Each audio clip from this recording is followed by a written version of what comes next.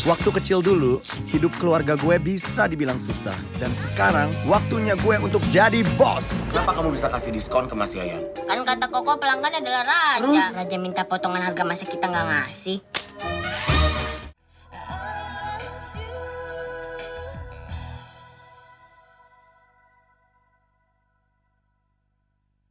Tante disakiti begitu saja oleh mereka. Ayo Is.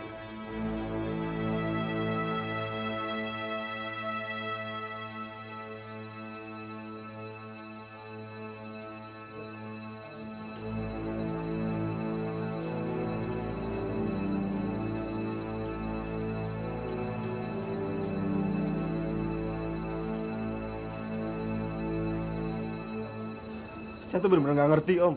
Kenapa sih papanya Andi marah-marah terus sama saya? Padahal kan saya nggak salah. Ya, bisa dimengerti. Orang tua yang kehilangan anak satu-satunya yang dicintai, bisa saja dia emosi. Ya, kadang-kadang tidak terkontrol dia. Ya, harusnya kan nggak kayak gitu Om kalau orang tua. Pak, apa sih maunya Bapak? Kenapa Bapak selalu melukai anak saya? Hah? Tante, Diam Is. Tante harus kasih pelajaran sama orang ini. Biar orang ini tidak menyakitkan anak Tante terus. Mah, tenang dong Mah.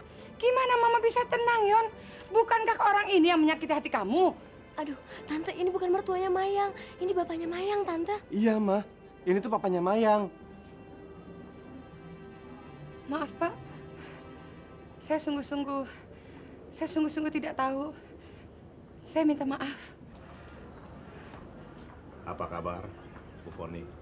Saya Bram. Tapi wajar kan Pak kalau saya marah-marah seperti tadi? Karena saya tidak mengerti kenapa dia begitu membenci anak saya. Di Surabaya dia pernah mukulin Dion. Di sini dia berantem juga sama Dion. Saya harus ketemu dia Pak. Saya harus ketemu dia dan memberi pelajaran sama dia. Saya tidak mengerti kenapa dia membenci anak saya. Sebaiknya begini saja. Kita temui dia. Kita luruskan persoalannya secara kekeluargaan. Sekarang kita ke kamar Mayang. Kita bicarakan baik-baik. Sehingga tidak lagi terjadi kesalahpahaman di antara kita. Ya, mari. Mah, Om. Sebaiknya kita tunda aja dulu deh ketemu sama mertuanya Mayang. Soalnya walaupun kita ngomong secara baik-baik, tapi kondisinya Mayang kan sekarang lagi kritis. Dion takut nanti kalau terjadi apa-apa sama Mayang. Lagi pula kan Mama sekarang belum tenang. Mama masih banyak emosi. Jadi sebaiknya sekarang Mama pulang aja dulu. Nanti kalau hati Mama udah tenang, pikiran Mama udah tenang, Mama boleh deh ngobrol sama mertuanya Mayang, ya? Bener, Tante. Lagi pula tadinya Tante lagi siap-siap mau pulang, kan? Yuk, dia nantarin. Iya deh kalau begitu. Ya, saya antar sampai keluar. Mari. Mari. Surabaya. Tapi kan saya lagi dirawat.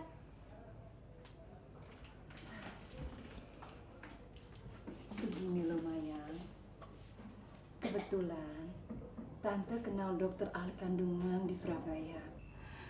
Dia itu salah satu dokter terbaik di negeri ini.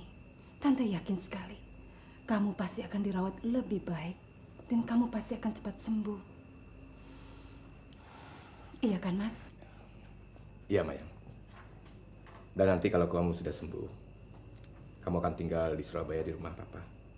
Sampai kamu melahirkan. Papa juga sudah minta izin sama Papa kamu.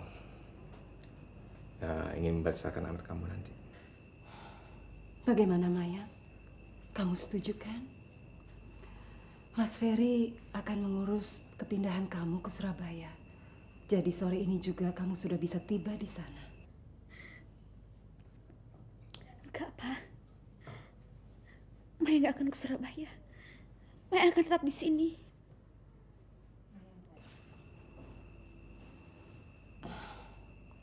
Mayang sayang, kita melakukan ini demi kebaikan kamu dan anak kamu.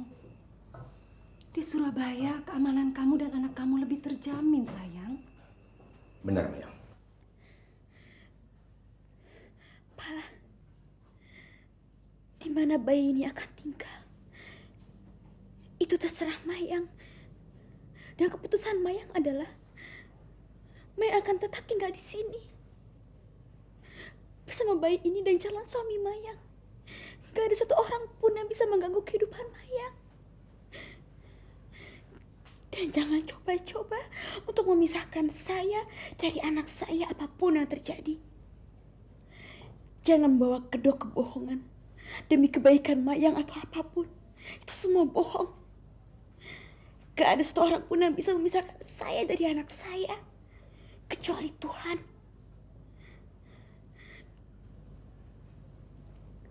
Papa, Mayang mohon, Pak. Mayang mohon. Jangan pisahkan Mayang dari anak Mayang. Jangan ambil anak Mayang dari Mayang, Pak. Mayang mohon. Jangan pisahkan Mayang, Pak. Mohon jangan ambil anak Mayang. Mayang mohon jangan pisahin Mayang, Papa. Pak, Ibu, tolong keluar sebentar. Pasien perlu istirahat. Saya baik-baik aja, dokter. Dokter, tolong saya mau bicara sebentar ya, sebentar lagi. Mayang, ingat, kamu jangan egois. Anak itu juga cucu Papa. Dialah satu-satunya penerus keluarga Papa. Dan Papa harus mendapatkannya.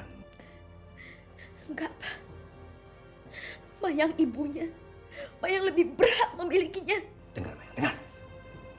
Anak itu tetap anak Andi. Di situ mengalir darah Papa. Sekalipun darah Papa mengalir, darah Mayang lebih kental, Pak. Mayang ibunya. Jantung Mayang yang hidupin bayi ini. Selama Mayang hidup, Mayang gak sudi kasih siapapun termasuk Papa. Pak, Bapak, tolong Ibu keluar juga. Tolong, Pak. Pak. Bapak, tolong keluar, Pak. Tolong Ibu keluar juga. Suster, tolong ambilkan obat penenang.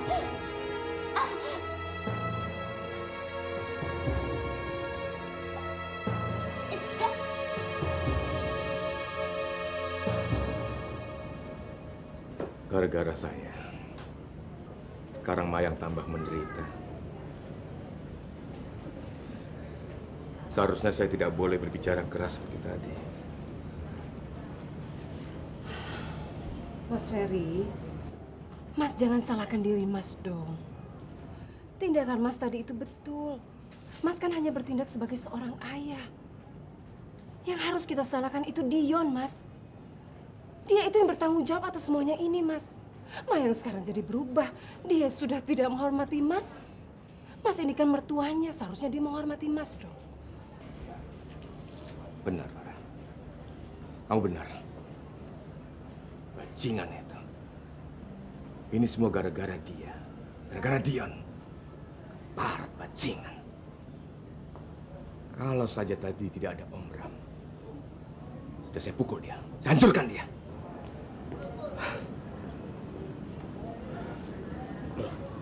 Kok kalian nunggu di luar? Oh, Mas Bram. Di ruangan Mayang ada dokter sedang memeriksa. Kelihatannya ada gangguan sedikit dengan Mayang, Mas. Hah? Yang benar. Iya, Mas. Coba sebentar saya lihat. Dokter, ada apa dengan Mayang? Sekarang ini kondisinya sudah baik, Pak. Tadi saya sudah beri obat penenang. Bapak boleh ke dalam, tapi nggak boleh mengganggu ya, Pak ya. Baik, terima kasih dokter. Dokter. Bagaimana keadaan menantu saya, Dok? Baik, tapi sekarang ini tekanan darahnya masih belum stabil. Bapak harusnya tadi patuh, sehingga tidak terjadi hal-hal seperti ini. Bapak kan tahu sendiri kalau menantu Bapak itu rahimnya ada pendarahan. Sekarang ini kondisinya seperti daun kering, Pak. Mudah rapuh. Dengan kata lain, kalau tekanan darahnya belum juga stabil, maka dia bisa meninggal, Pak. Saya nggak bisa menolongnya lagi. Jadi saya mohon pengertian Bapak. Iya, Dok. Saya juga menyesal.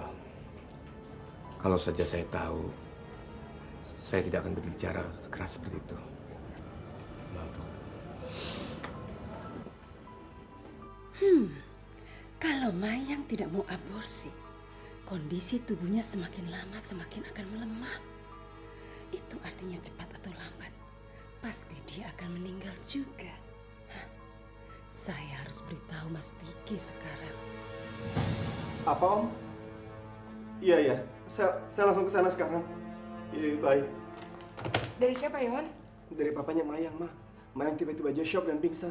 Dia sekarang kesana ya. Mama juga ikut, Yon? Nggak usah. Di sana kan ada mertuanya Mayang. Nanti Mama malah berantem lagi sama dia. Dia berangkat ya, Ma. Mi, lu tolong temenin nyokap gue ya. Iya, iya. Bye, Ma.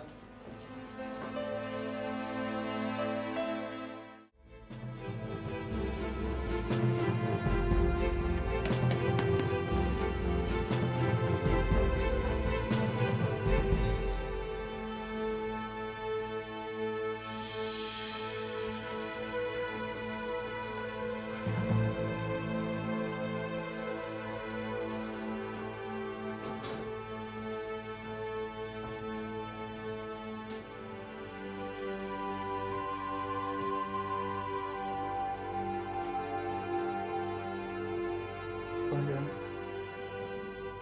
Yang. Mayang bangun, Yang. Bangun.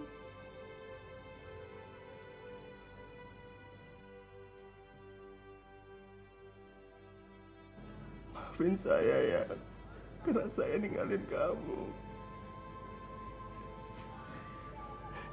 Saya janji ya, saya nggak akan ninggalin kamu lagi.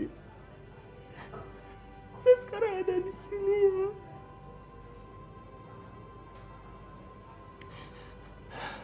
Mayang, kamu harus berjuang ya.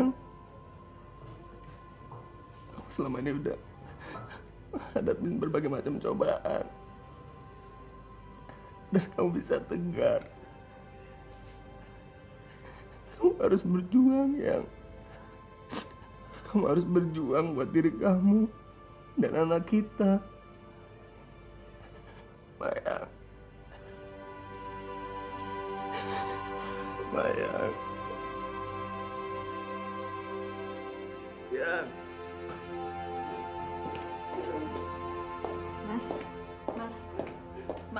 Mas harus keluar. Tapi dokter, jangan suruh saya untuk ninggalin calon istri saya, dok. Begitu saya tinggal kondisinya semakin buruk, dok. Itu artinya dia perlu saya untuk ada di samping dia. Tapi Mas justru malah mengganggunya. Mas kan tahu kalau misalnya kondisinya dia bisa tambah buruk kalau Mas mengganggu terus. Jadi sekarang Mas keluar. Tolong ya. Enggak, dok. Saya nggak akan ninggalin dia lagi. Saya nggak akan ninggalin dia, dok. Yang. Tolong Mas. Ini untuk kebaikan dia juga. Ya, tolong Mas keluar. Enggak, dok. Saya nggak akan ninggalin Mayang, dok. Mayang. Dion. Dokter, biarkan saya bicara dengan calon menantu saya. Silakan, Pak. Terima kasih. Dion, dokter ini maksudnya benar. Saat ini Mayang membutuhkan istirahat dan ketenangan. Kalau Mayang dalam bawah sadarnya merasa kamu sedih seperti ini, keadaannya bisa memburuk. Jadi, biarlah dokter merawat Mayang. Sementara itu, kita menunggu di luar sambil menolong, membantu, memanjatkan doa. Tolonglah, Dion. Semuanya ini demi kebaikan Mayang. Ya. Yang. Saya nggak akan pergi jauh-jauh. Saya akan tunggu kamu di luar. Kamu cepat sembuh ya.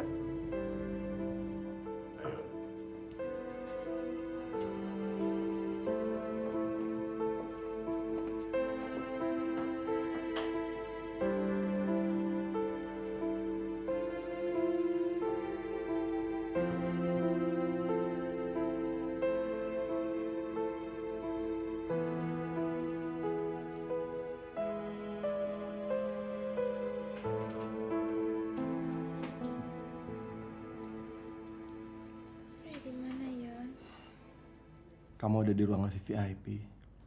Gimana perasaan kamu sekarang? Baik. Tadi, sewaktu kamu pingsan, kamu dipindahin sama papa kamu ke sini. Kata papa kamu supaya kamu bisa lebih nyaman dan lebih tenang.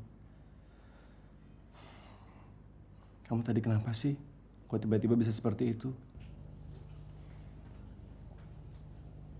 Tadi ada orang yang mau mengambil anak saya lagi, Dion. Apa? Siapa yang mau ngelakuin itu, Yang? Papa dan tantenya Andi. Hah?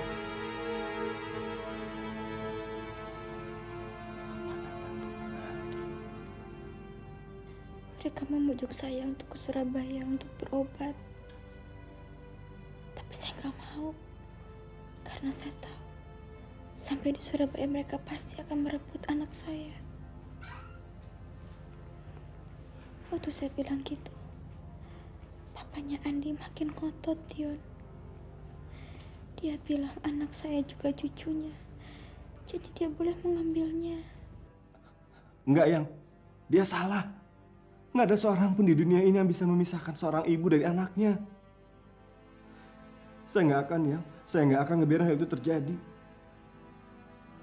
Selama saya ada di samping kamu, saya nggak akan ngebiarin hal itu terjadi, Yang. Saya janji. Tapi dia bukan sembarang orang, Dion. Dia papanya Andi. Dan waktu dia ngomong, dia sungguh-sungguh, Dion. Ya. Kamu udah lupa? Kalau saya sama mama saya aja bisa ngeyakinin mama saya bahwa kamu nggak akan kehilangan anak kamu, apalagi sama papanya Andi. Pokoknya ya, selama saya ada di samping kamu, saya nggak akan ngebiarin hal itu terjadi. Saya janji, ya. Saya akan berusaha sekuat tenaga. Apalagi anak itu kan nantinya akan jadi anak saya juga. Terima kasih. Sini deh. Makasih. Keponakan ibu sudah memutuskan untuk tidak menggugurkan kandungannya. Kenapa ibu menyuruh saya untuk tidak merubah pikirannya? Saya takut sekali, dokter. Saya takut tunangannya itu akan membuat dia berubah pikiran lagi, Dok. Tapi setahu saya, Bu, tunangannya itu sudah setuju kalau Mbak Mayang tidak menggugurkan kandungannya. Begini ya, dokter. Dia itu melakukan semuanya semena-mena supaya Mayang tidak meninggalkan dia, dokter. Begini. Mayang itu baru ditinggal mati oleh suaminya, Dok. Dan pada saat dia masih berkabung, laki-laki itu datang merayu dia sampai akhirnya Mayang jatuh cinta sama dia, Dok. Dan sekarang, kalau sampai Mayang meninggalkan dia, itu berarti dia akan kehilangan warisan dari kakak saya, Dok. Jadi, tunangannya itu hanya mengincar uang. Tapi saya heran, kemarin dia kelihatannya sedih sekali. Bahkan dia menangis di samping Mayang. Dia itu hanya pura-pura menangis, dokter. Hanya pura-pura. Saya tahu sekali laki-laki itu. Dia itu pembohong dan penipu besar, dokter. Coba dokter bayangkan. Dia rela-relanya membohongi ibunya demi mendapatkan apa yang dia inginkan, Dok. Saya dan kakak saya sudah bicara sama Mayang. Tapi Mayang tidak mau mendengarkan kami. Sepertinya dia sudah jatuh cinta sama laki-laki itu. Dia malah memilih mendengarkan laki-laki itu daripada kami, Dok. Saya itu sangat sayang sekali sama Mayang, dokter. Dia sudah saya anggap seperti anak saya sendiri. Saya sangat khawatir sekali kalau terjadi apa-apa sama dia. Untuk itu saya mohon, dokter. Saya mohon sekali. Jangan biarkan Mayang terluka. Saya tidak mau laki-laki itu terus merusak Mayang. Saya mohon, dokter. Baiklah, Bu. Saya sendiri yang akan menjaga Mayang. Saya tidak akan membiarkan tunangannya itu melukainya. Mulai sekarang saya tidak akan tinggal diam. Saya akan bertindak, Bu. Terima kasih sekali, dokter. Terima kasih. Kalau terjadi apa-apa terhadap Mayang, kalau ada perubahan terhadap kondisinya, tolong, dokter. Saya orang pertama yang dihubungi ya, dokter. Baiklah, Bu. Boleh saya minta kertas, Dok? Boleh. Nanti kalau ada perubahan apa-apa, Ibu yang pertama saya beritahu. Ini nomor telepon saya, dokter.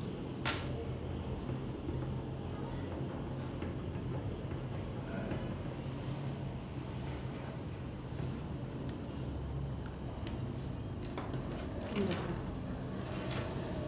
Baiklah, Bu. Terima kasih, dokter. Selamat siang. Selamat siang.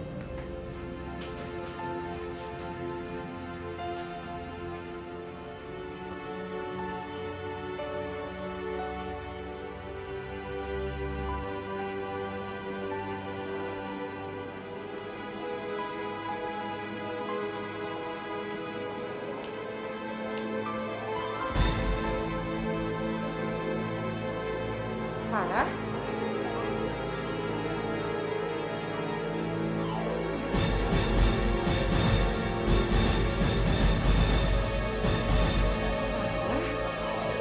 Kamu?